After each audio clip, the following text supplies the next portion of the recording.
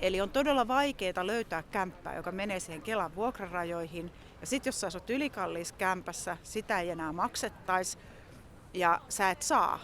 Sulla ei ole mitään vaihtoehtoa löytää niin kuin sopivan hintaista kämppää. Ja meidän asiakkailla usein on takana on luottotiedot mennyt, saattaa olla häätöjä. Eli he on niin kuin vielä huonommassa asemassa kuin ihan siis monet muut. Eli heillä on niin kuin aika toivoton se tilanne lähteä sieltä niin kuin vankilasta, että saisi jonkun kämpän.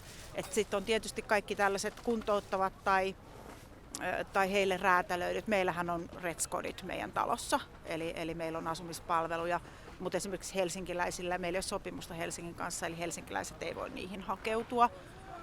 Eli tämä on tämmöinen aika niin kuin monimutkainen paletti, ja sitten kun tehdään heikennyksiä joka suunnasta ja kaikkein ne heikoimmassa asemassa olevat, joilla kaikki muutkin on, että vangeilla on usein ylisukupolvista huono-osaisuutta paljon, mielenterveysongelmia, päihdesairautta ja sitten vielä se asunnottomuus siihen päälle, niin niitataan sitten niin kuin kunnolla.